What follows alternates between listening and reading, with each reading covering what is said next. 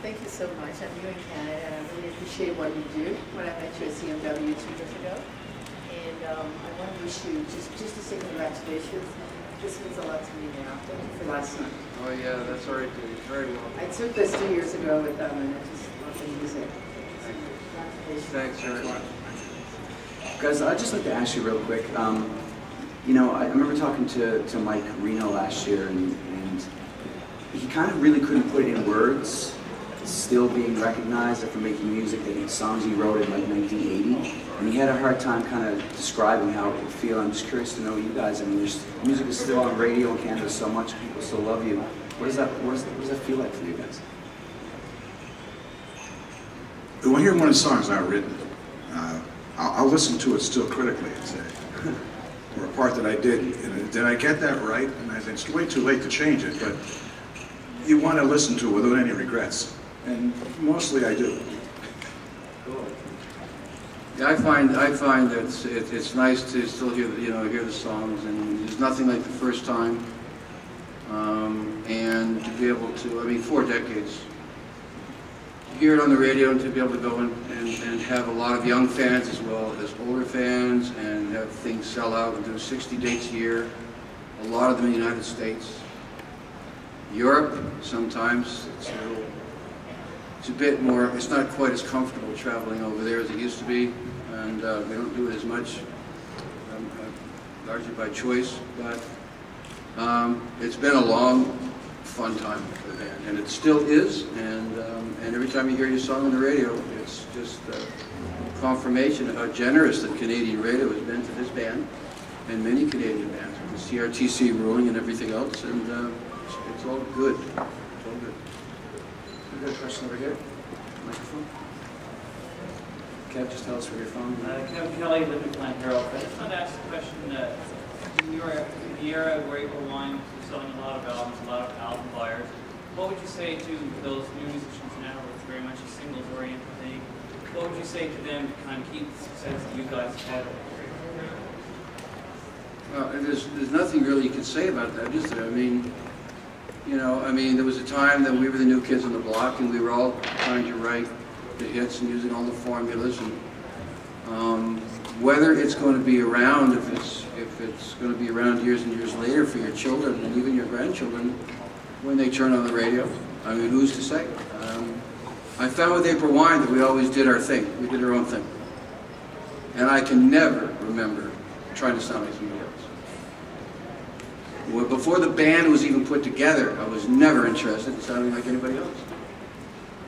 And I think if you do that, and if you're lucky and you work every single day really hard, that you might, be able to say what I'm saying today. My children can turn on the radio and hear Dad. Or they're all over YouTube, iTunes, whatever the tubes are. I don't know. I don't know the tubes. I know the tubes. I know the band, the Tubes, but I don't know the rest of them, the things that are out there. But my children do. And they know dance music. And that it just happens or it doesn't. And it's a blessing when it does. Tony Weisman, Newfoundland Broadcasting, or MTV. Kind of along the lines of what Kevin had asked, but nowadays there are a lot of one-hit wonders. Very few groups have the longevity that April Wine has had. Do you think it's because the industry has changed? Have the listeners changed? Or have the artists changed? Are artists not as good as bands like yours once is? I mean, is that why people just hear a song from a particular artist and actually they move on to something else? Well, the one-hit wonders have been around forever. In the 40s, the 50s, 30s, people that had one monster hit, and that's it. Why they only had one, there's a lot of reasons for that.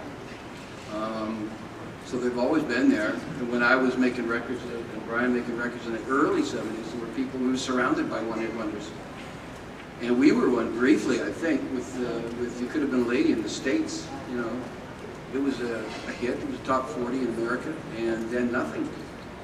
Until we broke in 77. So there's probably somebody sitting in Tallahassee saying, geez, I wonder what happened to them.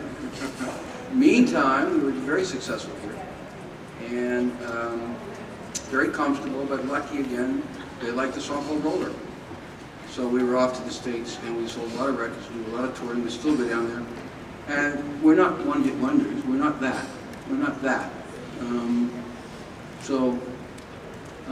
I don't know what's going to happen to people today, these kids today. I know some of them are going to have one hit, and that'll be it. And unfortunately, there's so many of these talented people that don't break it outside of Canada, you know?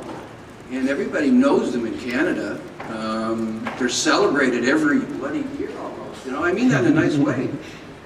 And when I meet them on the road, and I said, well, I just got back from, you know, we were down in Texas, we were in Vegas, and we were in California, whatever. I said, geez, I wish I could get down there.